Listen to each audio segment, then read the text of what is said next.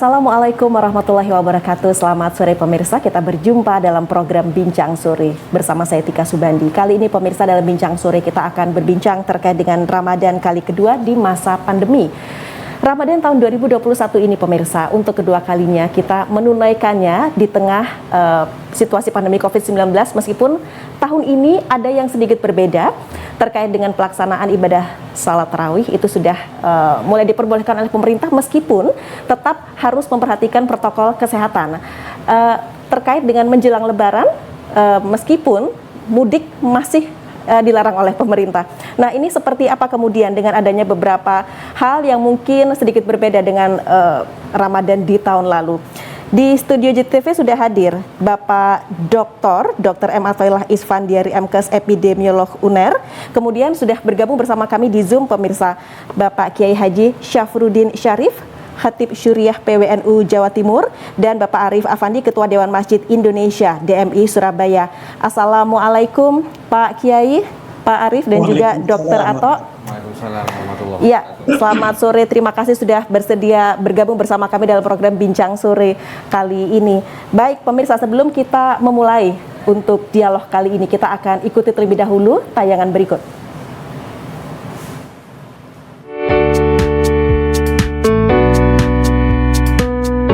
Tahun 2021 adalah Ramadan kali kedua dilaksanakan masih dalam suasana pandemi COVID-19.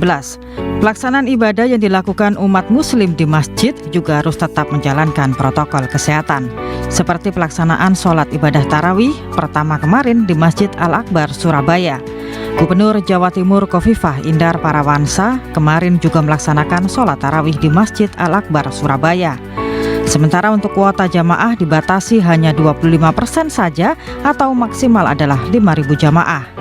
Bagi calon jamaah yang akan beribadah nantinya akan melalui serangkaian protokol kesehatan, mulai dari cek suhu badan, kemudian masuk ke bilik sterilisasi dan memakai hand sanitizer sebelum masuk ke saf sholat yang sudah ditentukan titiknya dengan menjaga jarak. Sementara untuk menghindari kerumunan pasca sholat, jamaah diharuskan membawa masuk alas kakinya yang dimasukkan di dalam tas plastik dan diletakkan di sebelah saf sholatnya.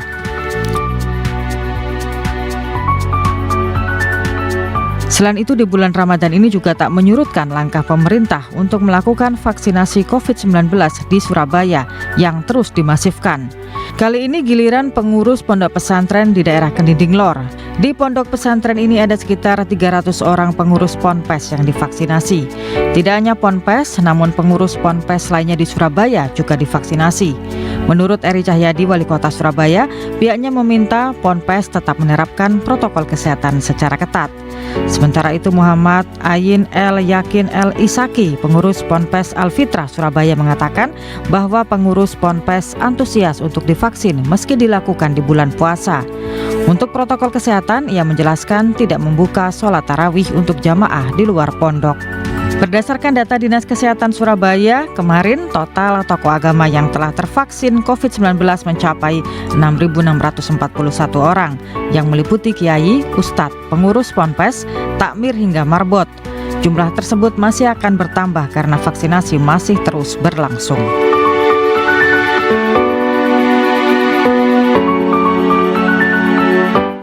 Baik pemirsa, Pak Kiai, saya langsung kepada Anda. Pak Kiai, bagaimana kalau melihat Pak Kiai untuk Ramadan di tahun 2021 ini, taruhlah bisa dikatakan lebih longgar dari tahun sebelumnya. Pemerintah sudah tidak melarang adanya sholat tarawih, meskipun tetap kita harus memperketat protokol kesehatan seperti itu. Bagaimana Pak Kiai melihat untuk Ramadan tahun ini? Assalamualaikum warahmatullahi wabarakatuh. Waalaikumsalam warahmatullahi wabarakatuh. Seluruh pemirsa JTV juga Bapak Afandi. Tentu dalam berpuasa ini kita dilatih kesabaran. Jadi puasa itu adalah melatih sabar, maka tentu dalam menghadapi pandemi ini kita harus betul-betul dilatih kesabaran oleh Allah dan harus mampu bersabar. Bersabar untuk apa? Di samping melaksanakan puasa juga melaksanakan perintah dari pemerintah kita, bahwa di dalam musim jangan sampai tertular virus corona. Dan itu tentu sejalan dengan ajaran daripada agama kita, bahwa hifdzun nafsi, menjaga jiwa, menjaga ruh, itu adalah harus diutamakan, dan itu wajib hukumnya, karena Allah berfirman wala tulqu biaidikum ilat tahlukah, jangan jatuhkan dirimu di dalam kematian, di dalam kehancuran. Disinilah maka melaksanakan ibadah-ibadah di dalam bulan puasa seperti sholat tarawih, tapi tetap dengan menjaga protokol kesehatan dengan benar. Alhamdulillah, sepanjang yang saya tahu di daerah saya, dan kemarin saya ke Surabaya dalam perjalanan, masjid-masjid yang saya lihat itu di depannya sudah, itu juga masjid yang saya masuki itu mesti ada pengaturan SOP supaya tidak berinfeksi. Nah, di situ artinya masyarakat kita sudah mulai sadar, dan saya mohon juga siapapun yang melihat acara ini supaya betul-betul bisa menjaga aturan yang sudah ditetapkan oleh pemerintah, karena intinya kita harus menjaga kesehatan. Ketahuilah bahwa puasa ini adalah merupakan diklat internasional, pendidikan kilat untuk seluruh kaum muslimin di seluruh dunia, yang tujuannya adalah la'allakum tattaqun, agar semua umat Islam itu menjadi bertakwa kepada Allah. Kalau bertakwa, maka kata Allah dalam hadis lain, dalam ayat yang lain, menyatakan orang kalau sudah bertakwa itu pasti yang pertama dia selalu senang menolong orang lain, bisyarra'i wad-dharra, baik di dalam keadaan susah, dalam keadaan senang. Yang kedua, wal afina 'anin nas, suka mengamalkan orang lain. Justru kalau orang lain berbuat salah kepadanya, dia akan mencari alasan untuk memaafkan orang tersebut dalam pikiran. Yang ketiga, Mbak, ini yang sangat penting, juga mampu menahan emosi.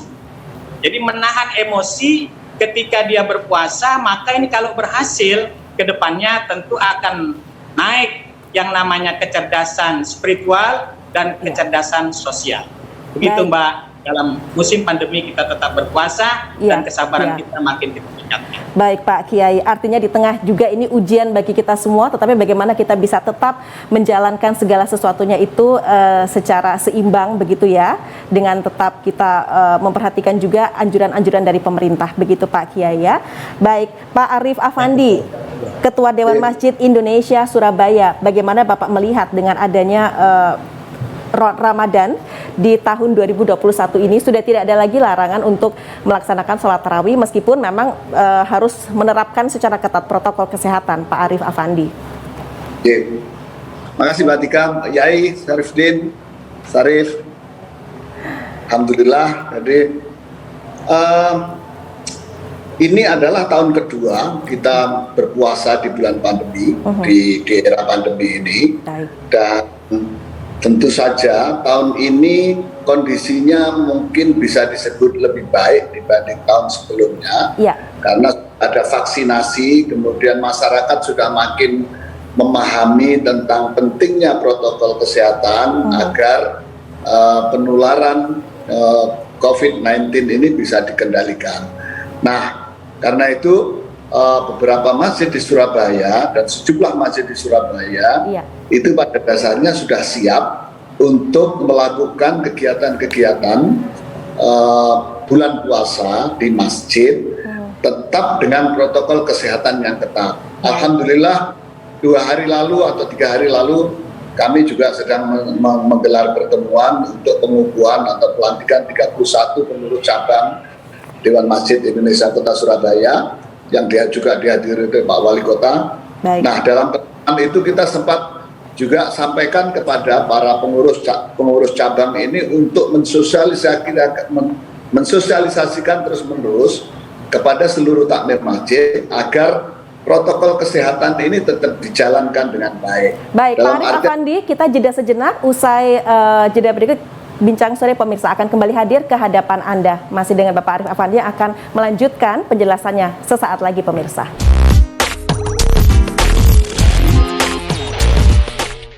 Ya pemirsa, kembali dalam program Bincang Sore dengan tema Ramadan kali kedua di masa pandemi. Baik Pak Arif Afandi, silakan untuk melanjutkan penjelasan Bapak terkait dengan bagaimana kemudian kesiapan dari masjid itu sendiri ya untuk bisa menerapkan protokol kesehatan secara ketat. Meskipun Pak Arif, itu sebenarnya juga sudah dilakukan oleh masjid sudah sejak lama begitu ya, seperti apa? Ya, makasih Mbak Tika dan pemirsa JTV yang saya hormati.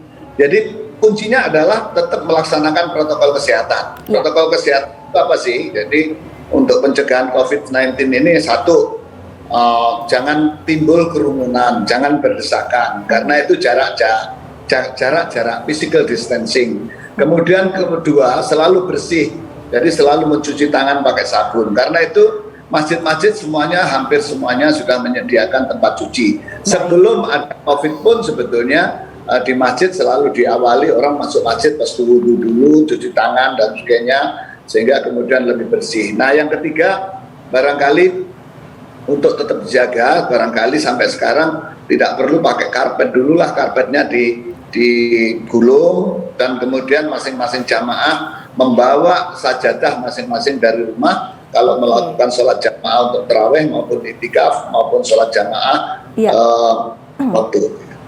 Baik, jadi memang ketentuan-ketentuan itu yang harus diperhatikan oleh jamaah ya Pak Arif Afandi tentunya ya. Oke, Pak Kiai.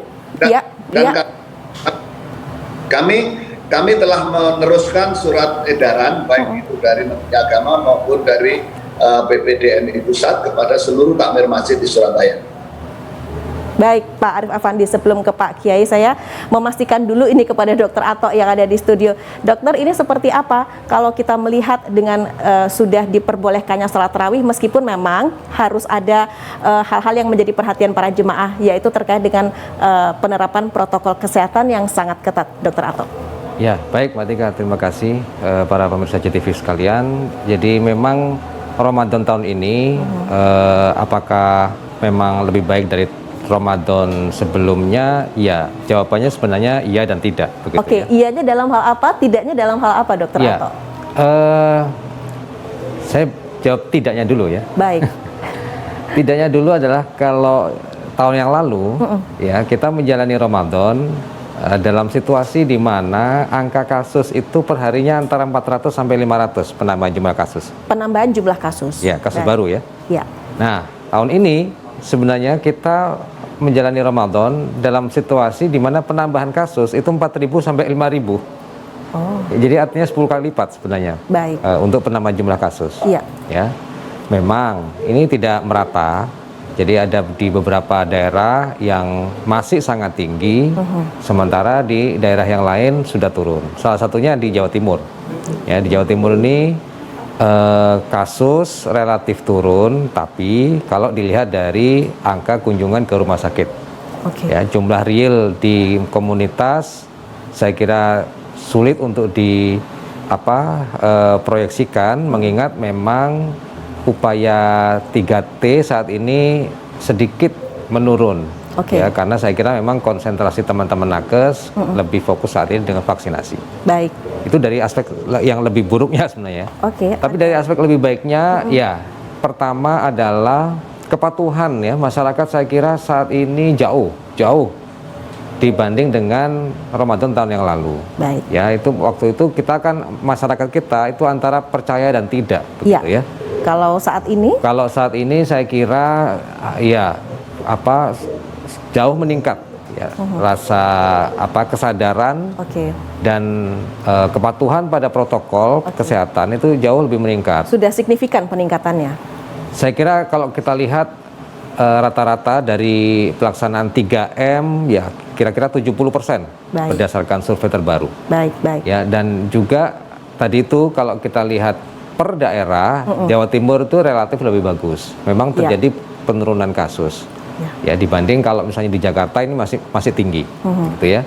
Nah, sehingga dengan demikian sebenarnya upaya di tahun yang lalu ketika pemerintah itu tanda petik melarang pelaksanaan tarawih itu adalah upaya flattening the curve sebenarnya ya, menahan agar lonjakan kasus tidak semakin tinggi. Baik. Ya, tapi saat ini ketika kemudian walaupun kasus harian itu tinggi, kita dalam kondisi penurunan ya, dan dengan adanya kesadaran masyarakat yang tinggi pada protokol kesehatan, saya kira mungkin bukan pelaksanaannya yang dilarang, karena masyarakat ketika menjalani ibadah tarawih misalnya, ini lebih patuh ya, sehingga tidak perlu dilarang-larang lagi. Yang penting adalah kita meyakinkan masyarakat bahwa protokol kesehatan ini selama pandemi ini belum dicabut statusnya harus dijadikan satu pattern, dijadikan pola hidup. Jadi tidak perlu aturan sebenarnya, yang penting kalau masyarakat ini sudah terpola, punya kesadaran bahwa bersama-sama kita berupaya keluar dari pandemi ini dengan 3M, saya kira ya nggak perlu aturan lagi. Beda dengan tahun yang lalu ketika masyarakat masih belum bersepakat tentang hal ini. Mungkin itu Mbak Tika. Oke, baik. Pak Kiai, ini kalau kita melihat ada edaran dari Menteri Agama Republik Indonesia begitu ya, terkait dengan Jelas, Mbak, ulangi lagi. iya. Nah, itu ada zona-zona begitu yang memang tidak bisa diberlakukan untuk sholat tarawih itu begitu ya Pak Kiai. Meskipun mungkin sebenarnya halo Pak. Suaranya Oh baik, tadi ada gangguan sedikit ya. Baik Pak Kiai, bisa? Halo? Iya, halo. Sudah bisa mendengar suara saya Pak Kiai? Ya. Bisa ya? Baik. Nah Pak Kiai, ini ada surat edaran Menteri Agama Republik Indonesia. Ini terkait dengan salah satu poinnya adalah bahwa kegiatan ibadah Ramadan itu tidak boleh dilaksanakan di daerah yang termasuk kategori zona merah dan juga zona oranye, begitu ya Pak. Dan ini yang memang harus dipahami betul oleh masyarakat bagi mereka yang berada di zona merah dan oranye.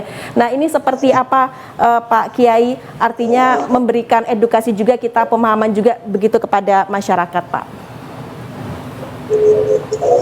Terima kasih Mbak. Jadi kita punya pedoman bahwa Allah Subhanahu wa Ta'ala telah memberikan guidance kepada kita bahwa atiullah wa atiur rasul wa ulil amri minkum. Hendaknya kalian taat kepada Allah, taat kepada Rasul, dan juga taat kepada ulil amri. Dalam hal ini adalah pemerintah. Kita yakin bahwa pemerintah kita adalah sudah melaksanakan tasarruful imam ala ra'iyah manutun bil maslahatil mat. Bahwa semua langkah, semua kebijakan yang dilakukan oleh pemimpin itu harus memperhatikan kemaslahatan rakyatnya.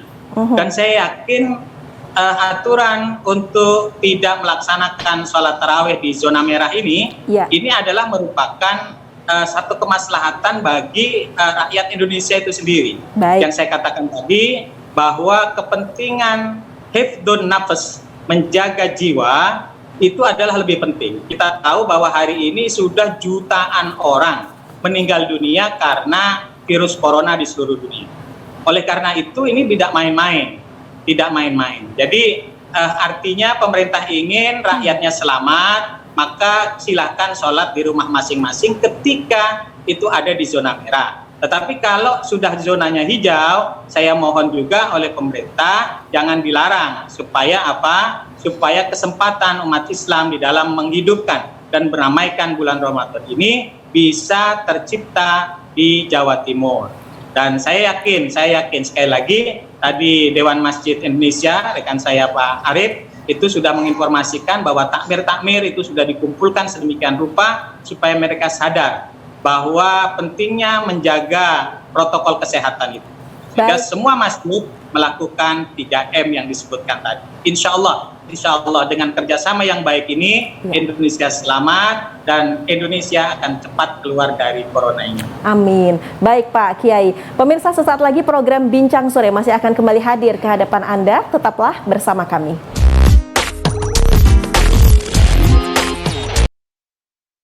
Ya pemirsa, saat ini Anda tengah menyaksikan program Bincang Sore dan kami membahas terkait dengan Ramadan kali kedua di masa pandemi. Sudah bergabung bersama kami Bapak Kiai Haji Syafruddin Syarif, Khatib Syuriah PWNU Jatim, kemudian Bapak Arif Afandi, Ketua Dewan Masjid Indonesia Surabaya, dan di studio JTV sudah hadir Bapak Dr. M. Atoila Isfan dari MKes, epidemiolog UNER. Pak Arif Afandi, di Jawa Timur sendiri itu ada 27 wilayah yang berada di zona oranye, begitu. Nah, seperti apa Pak kemudian Dewan Masjid Indonesia menyikapi ini? Artinya kita juga harus mengikuti surat edaran dari Menteri Agama Republik Indonesia itu tadi Pak, bahwa untuk zona oranye dan merah memang tidak diwajibkan untuk melaksanakan ibadah di masjid atau musola. Pak Arif, seperti apa? Ya Mbak Tika, tentu saya tidak akan berkomentar tentang Jawa Timur, tapi kebetulan saya di kota Surabaya. Nah, sepanjang ini di Surabaya sudah tidak ada lagi yang masuk dalam zona merah maupun zona oranye. Nah, namun demikian kita mewanti-wanti terus kepada para takmir masjid untuk terus-menerus menjaga ini.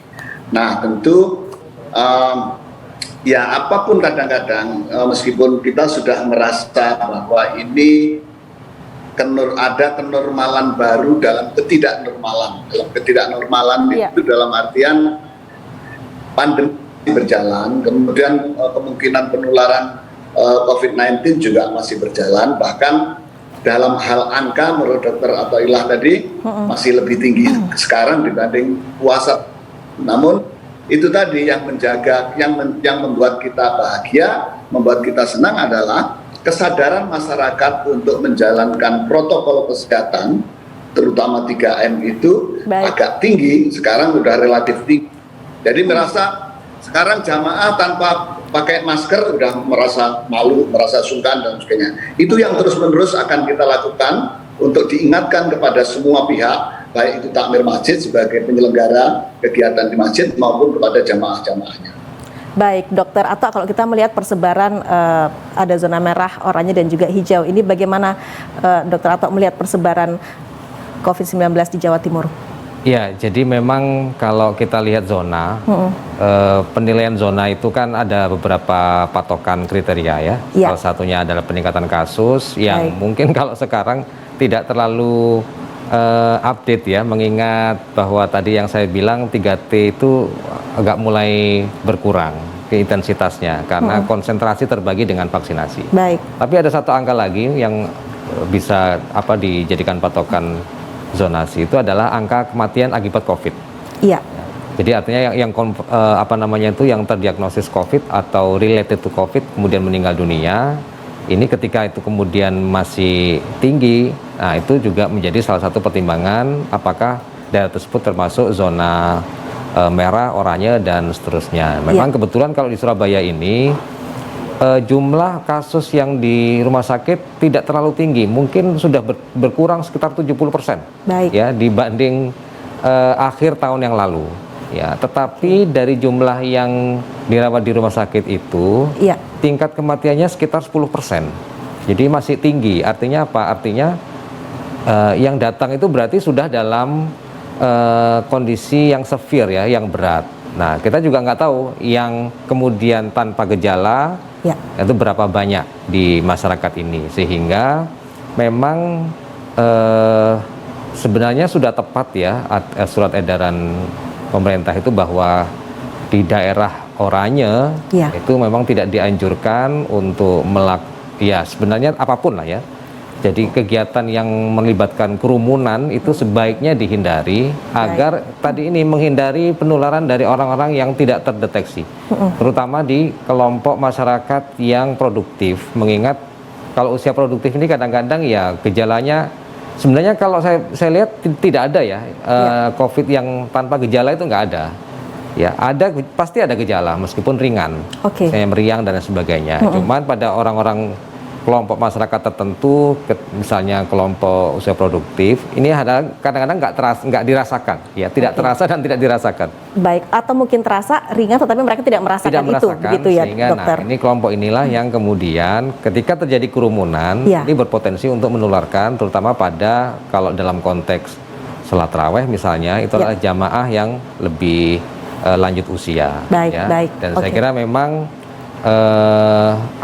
upaya vaksinasi yang dilakukan pada pondok pesantren, kemudian pengurus masjid dan terutama di kelompok lansia ini akan saya kira cukup berkontribusi di dalam mengurangi kasus yang severe tadi, yang berat sehingga sampai ke kematian. Dan satu hal yang menarik mungkin Mbak Tika, saya sedikit mengomentari terkait tadi ada di Fiti tadi itu ada pesantren yang membatasi pelaksanaan tarawih hanya lingkungan pesantren. Hanya di wilayahnya saja. Itu saya kira sangat bijak. Ya, jadi artinya pada saat seperti itu maka mobilitas penyakit ini akan sangat terjaga sehingga risiko penularan dari mereka yang mobile dari kelompok dari daerah lain itu akan sangat bisa dihindari. Baik, berarti bisa dikatakan sangat tepat. Ya. Saya ke Pak Kiai. Pak Kiai, pemerintah juga sudah berikhtiar untuk melakukan vaksinasi dan saat ini Pak Kiai kita sudah berada di bulan Ramadan. Seperti apa Pak untuk vaksin di bulan puasa ini, Pak Kiai? Ya, kita sudah mengadakan musyawarah, beradu argumen, berbahasul masail di PWNU Jawa Timur bahwa kesimpulannya hukum vaksin ketika sedang berpuasa itu tidak membatalkan puasa. Okay. Jadi di mana saja, kapan saja, selama masih bulan Ramadan ini panjenengan dipanggil untuk vaksinasi, maka kita mohon untuk ikut vaksinasi ini karena ikhtiar ini sangat penting sekali. Jika vaksinasi ini tidak berhasil, menurut kacamata para dokter, ini kemungkinan herd immunity yang kita harapkan itu tidak terjadi. Nah, sehingga imun masyarakat yang diharapkan muncul itu akan segera terjadi kalau ikhtiar untuk vaksinasi ini berhasil, yaitu 180 juta lebih tervaksin secara keseluruhan. Kami tidak hanya memutuskan, keputusan itu kami ambil pada tanggal 10 Maret pada tanggal 10 Maret 2021 ketika kami akan divaksin pertama kali. Jadi para kiai setelah memutuskan, mengumumkan, juga mempraktekkan, memberi contoh kepada masyarakat, bahkan kiai sepuh, yaitu rois kami, ketua ulama atau ketua Suriah yang bernama Kiai Anwar Mansur, pengasuh Pondok Pesantren Lirboyo, umurnya sudah 84 tahun, Mbak Tika. Jadi 84 tahun beliau disuntik dan alhamdulillah tidak ada gejala yang muncul yang sampai berlebihan. Baik. Nah, kemudian begitu juga yang kedua kali setelah 28 hari beliau disuntik kembali. Nah, itu juga alhamdulillah sampai dengan sekarang masih tetap bisa mengajar, masih bisa aktivitas seperti biasanya, bahkan beberapa hari yang lalu kita rapat sebelum puasa ini sampai agak lama juga beliau menunggui sampai dengan selesai. Itu artinya apa? Bahwa vaksinasi ini tidak benar kalau menyebabkan penyakit dan mempunyai ekses yang negatif. Karena yang banyak itu adalah tidak ada ekses yang negatif yang menyebabkan orang kemudian lumpuh, yang katanya mati dan sebagainya. Mungkin itu hanya kasuistik saja. Jadi oleh karena itu, kalau panjenengan siapapun yang melihat acara ini dipanggil untuk ikut vaksinasi, maka saya menghimbau untuk ikut vaksin. Karena hukumnya ini menjadi wajib sebab sudah diperintahkan oleh pemerintah tadi. Insya Allah dengan ikut-sertaan panjenengan itu vaksin dapat diharapkan menjadi sukses sehingga corona ini segera hengkang dari Republik Indonesia khususnya dan umumnya dari seluruh. Baik Pak Kiai, ini kan sebelum vaksin itu harus sarapan dulu. Lah sementara di bulan suci Ramadan ini kita makan terakhir begitu, itu kan saat sahur ya Pak Kiai, apakah memang ini sudah cukup? Ya, jadi begini Mbak Tika. Jadi ternyata sarapan itu tidak wajib.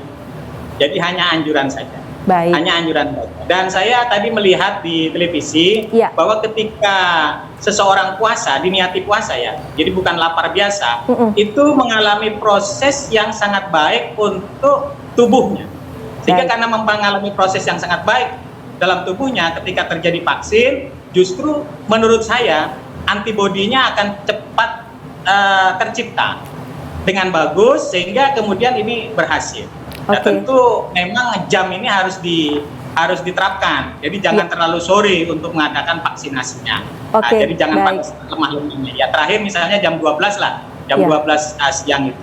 Mungkin ini perlu diatur juga oleh teman-teman dari tenaga kesehatan ini. Begitu, Mbak. Pak Kiai. Baik pemirsa, usai jeda berikut Bincang Sore akan kembali hadir ke hadapan Anda sesaat lagi.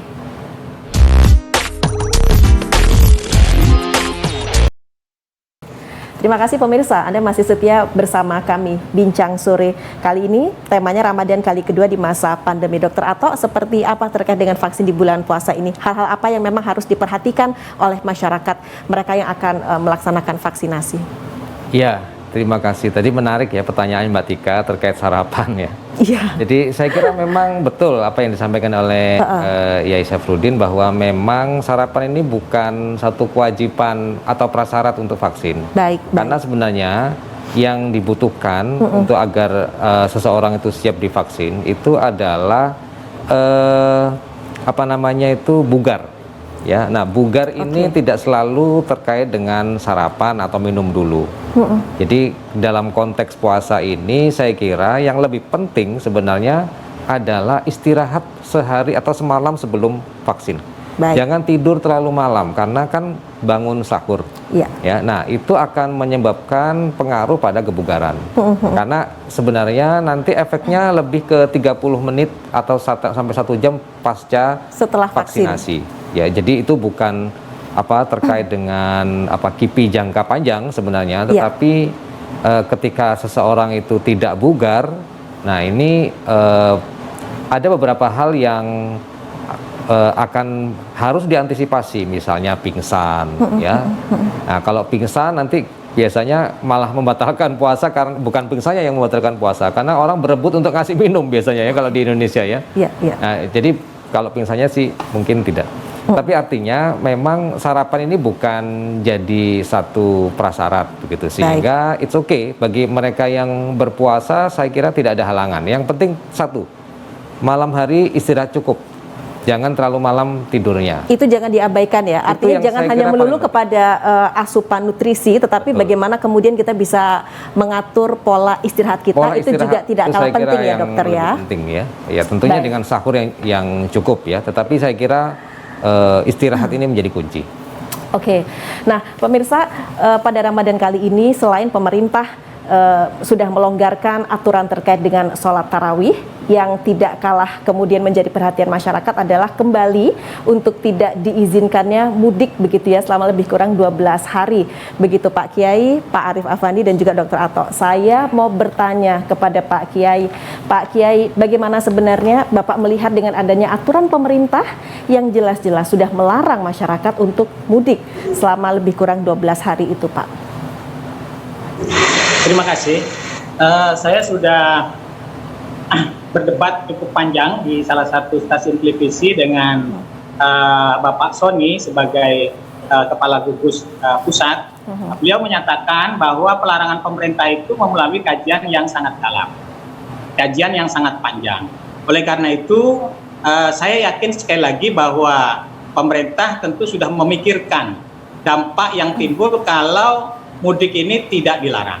Baik. Nah, oleh karenanya saya kemudian mengambil kesimpulan sekali lagi kepada hifdzun nafsi tadi, ayat walatul kubiaidukum ila tahluka tadi, maka masyarakat mari kita melaksanakan apa yang sudah jadi instruksi pemerintah. Kita tahan dulu, jangan mudik. Hanya saya punya usul sama pemerintah dan sudah saya sampaikan juga ke pusat. Tapi hari ini, saat ini saya ingin menyampaikan kembali, saya minta tolong kepada pemerintah supaya tidak membuka tempat-tempat rekreasi.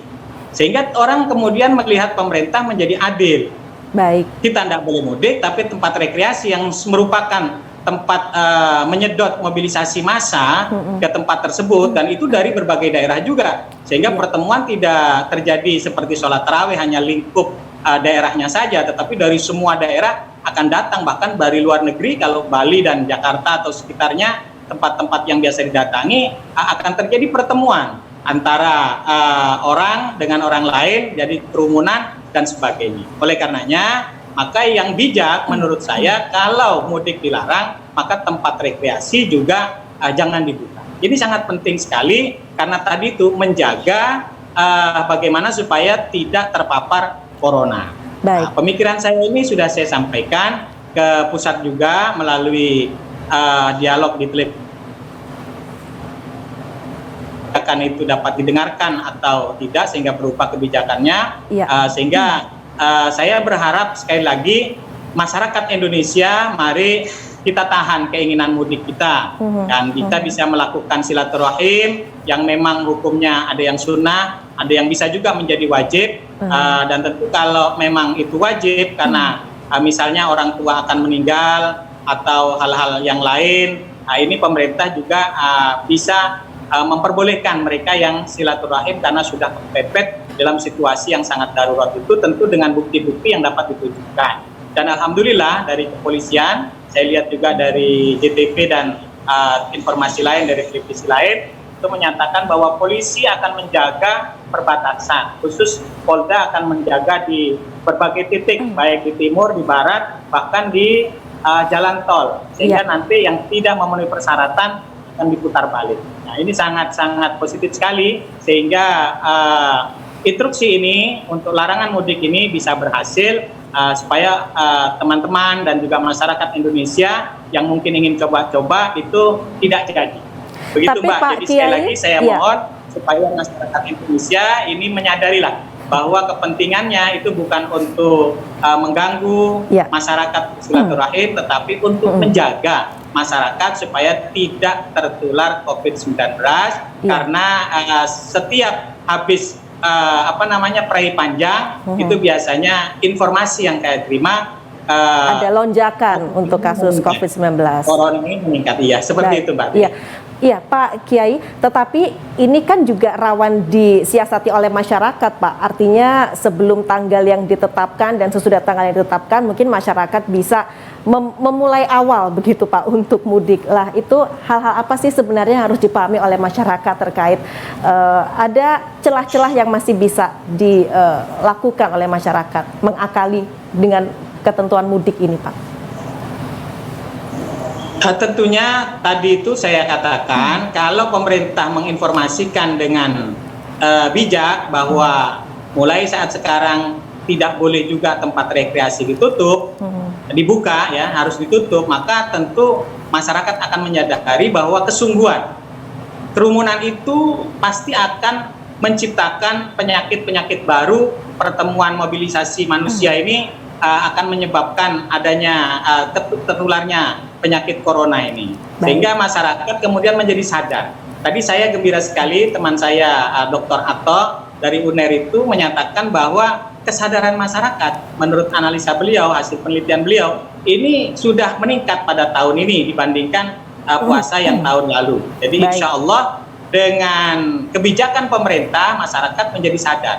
Tapi kalau pemerintah kemudian sepihak mudiknya dilarang, tempat rekreasi dibuka, nah ini timbul tanda tanya. Sehingga orang kemudian menjadi tidak percaya. Apa benar kalau kerumunan nanti tertular? Begitu, Mbak. Baik Pak Kiai, saya ke Pak Arief Afandi. Pak Arief, ini tadi kalau kita berbicara mengenai protokol kesehatan yang harus ketat diterapkan di tiap-tiap masjid.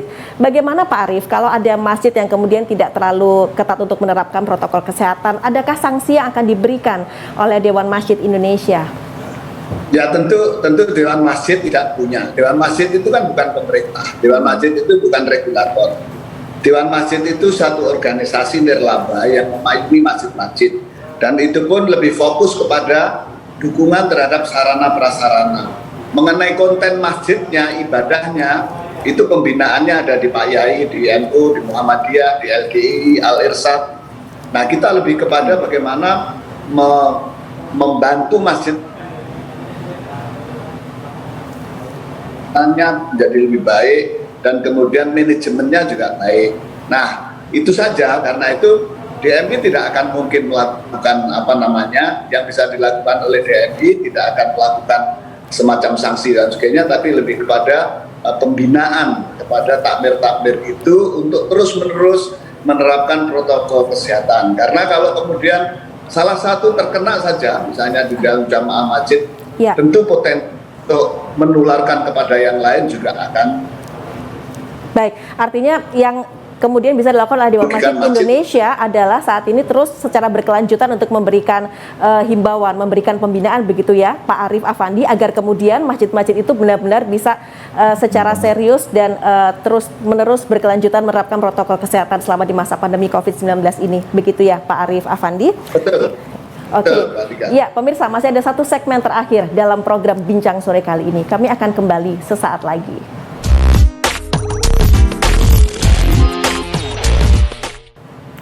Ya pemirsa, kembali Anda masih menyaksikan program Bincang Sore Ramadan kali kedua di masa pandemi.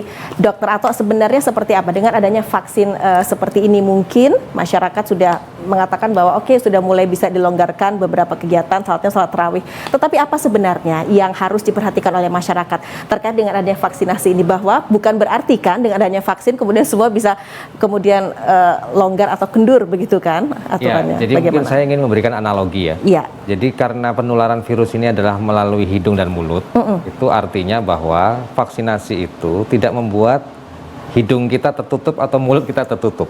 Ya, sehingga itu yang selalu kita bilang bahwa vaksinasi tidak menjamin seseorang tidak tertular. Tapi protokol kesehatan lah yang artinya itu merupakan ikhtiar yang paling tepat untuk mencegah penularan.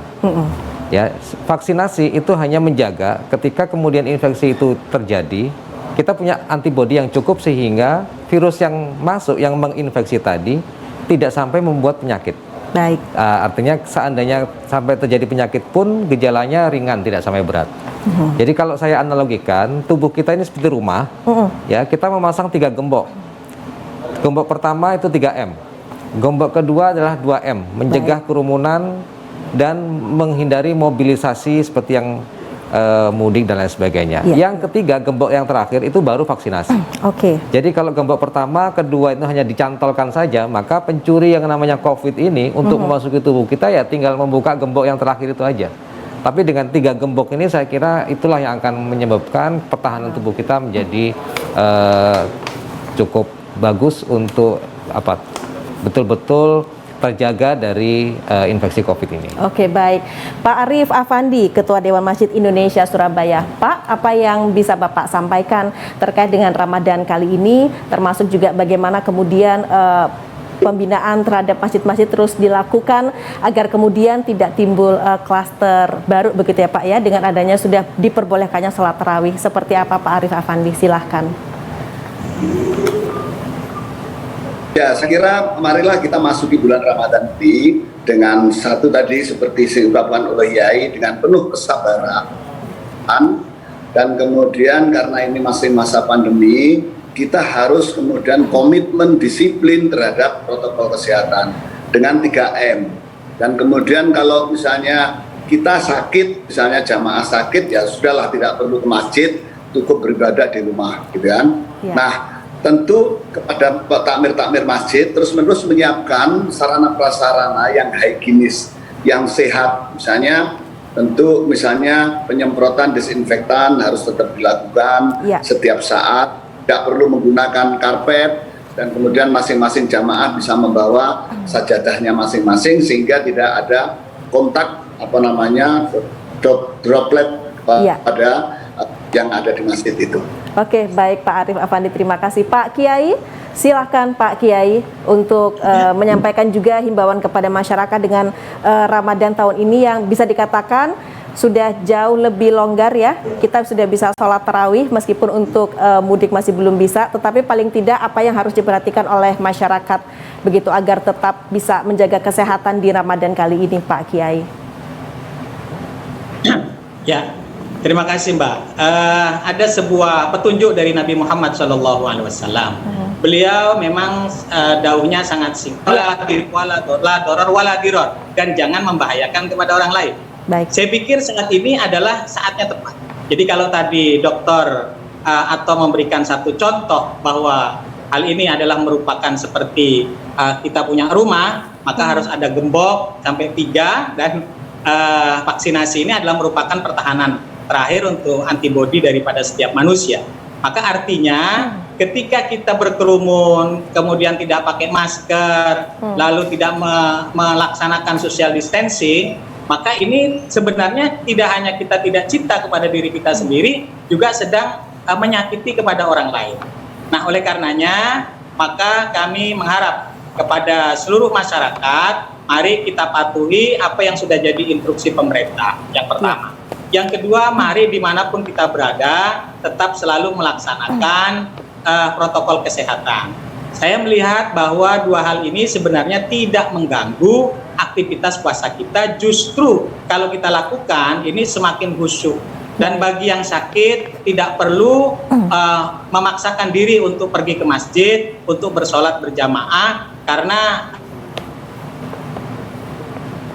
menularkan penyakitnya kepada orang lain, justru lebih besar dosanya menularkan penyakit itu. Nah, disinilah maka dengan kesadaran itu kita minta tidak ikut. Dan ada satu hal yang sangat penting, Mbak, saya mohon selama bulan puasa ini, yang tahun ini khususnya, tidak perlu untuk ngabuburit, ya, tidak perlu cari sore kemudian yang tidak ada manfaatnya itu. Kenapa? Karena di situ akan terjadi kerumunan, akan terjadi hal-hal yang tidak baik. Sebaiknya tetap di rumah, kita membaca Quran, kita zikir, kemudian membantu orang tua yang masak, mempersiapkan berbuka dan sebagainya. Itu lebih bagus dan juga lebih terkontrol sehingga tidak menularkan penyakit. Insya Allah, mudah-mudahan puasa kita pada tahun ini diterima oleh Allah Subhanahu wa Ta'ala. Dan juga seluruh masyarakat Indonesia, saya mohon setiap doa, jangan lupa terakhir berdoa mudah-mudahan corona cepat hilang dari bumi Indonesia dan dari seluruh dunia. Amin. Begitu, Mbak. Baik, Pak Kiai Haji Syafruddin Syarif, terima kasih. Kemudian Bapak Arif Afandi juga terima kasih. Dr. Ato, terima kasih. Demikian pemirsa kebersamaan kita dalam program Bincang Sore kali ini yang membahas terkait dengan Ramadan kali kedua di masa pandemi.